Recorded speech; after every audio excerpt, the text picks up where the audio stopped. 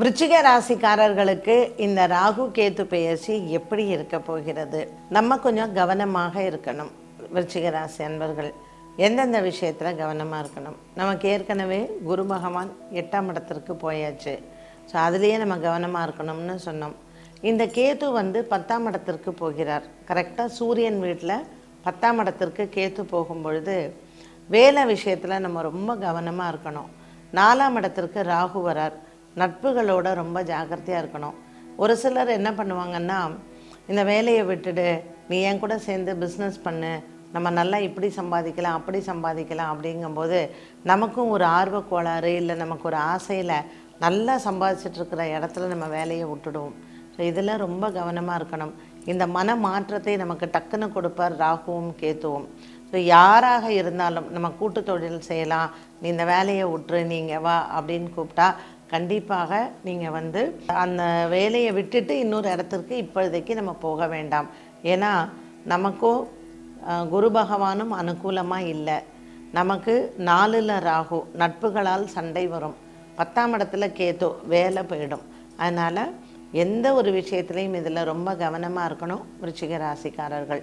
அடுத்தது யார் கவனமாக இருக்கணும்னு பார்த்திங்கன்னா, இந்த பருவ வயதில் இருக்கக்கூடிய பள்ளி மாணவ மாணவிகள்.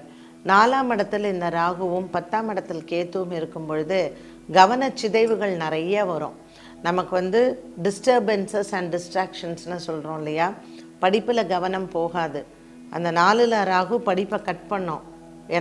எனக்கு படிக்க பிடிக்கலைன்னு சொல்லி சில குழந்தைங்க வீட்டிலே உட்காந்துருவாங்க.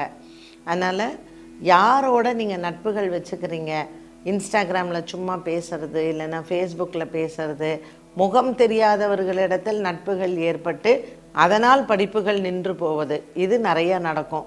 அதனால் ஒரு ஹாஸ்டலில் போய் சேர்க்குறீங்க பிள்ளைங்களை அப்படின்னாலும் அதில் நீங்கள் கொஞ்சம் கவனம், அவங்க இடத்துல நீங்கள் ஒரு எப்பொழுதுமே எச்சரிக்கையாக இருக்கிறது நல்லது பிள்ளைகளிடத்தில். திருமண மாணவர்களுக்கு ஒன்றும் பெரிய பிரச்சனை இல்லை. ஆனால் 8ல் குரு பகவான் இருக்கும் பொழுது சில கருத்து வேறுபாடுகள் வரும்.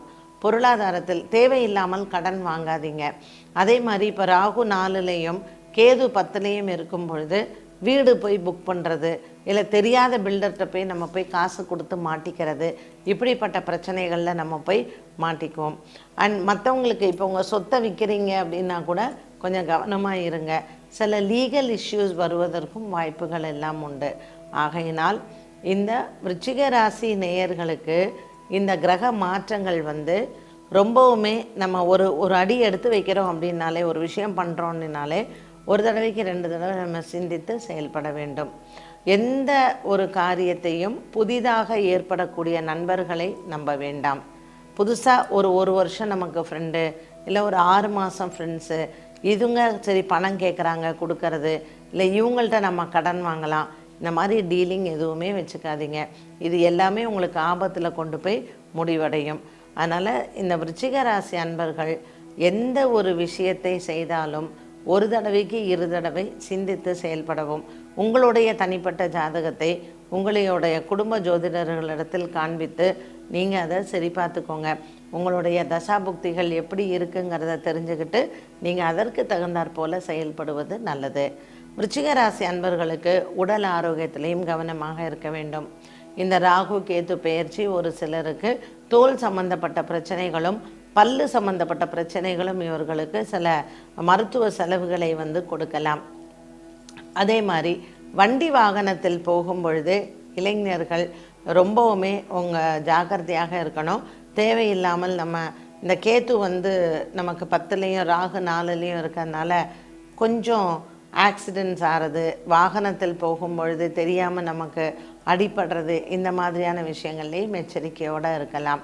சரி, இப்படிப்பட்ட ஒரு சூழ்நிலையில் நம்ம எந்த ஆலயத்திற்கு சென்று தரிசனம் செய்தால் கொஞ்சம் நமக்கு இந்த பாதிப்புகள் எல்லாம் குறையும் அப்படின்னு பார்த்திங்கன்னா, விசாக நட்சத்திரக்காரர்கள் விருச்சிக ராசியில் இருப்பவர்கள் சட்டநாதர் ஆலயம் சென்று வழிபாடு செய்யலாம்.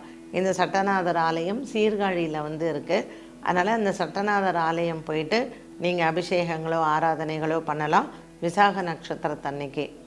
அனுஷம் நட்சத்திரக்காரர்கள் உங்களுடைய குலதெய்வத்தை வணங்கி மற்றும் புற்று இருக்கக்கூடிய ஆலயங்கள், இப்போ நிறைய அம்மன் ஆலயத்துல எல்லாம் புத்து இருக்கும் இல்லையா? ஸோ அந்த புத்துக்கு போயிட்டு நீங்கள் ஞாயிற்றுக்கிழமை ராகு காலத்தில் இலுப்ப எண்ணெயில் தீபம் ஏற்றி வழிபாடுகள் செய்யலாம். இந்த கிரக தோஷங்கள் உங்களுக்கு விலகும். கேட்டை நட்சத்திரக்காரர்கள், விநாயகர், அரச மரத்துக்கடியில் இருக்கக்கூடிய விநாயகர் நாக பிரதிஷ்டை பண்ணியிருக்க இல்லையா? அங்கே நீங்கள் அந்த விநாயகரை வலம் வருவது ரொம்ப நல்லது. இது செவ்வாய்க்கிழமை தோறும் நீங்கள் செய்வது உங்களுக்கு ராகு கேது தோஷத்தை நிவர்த்தி செய்யும்.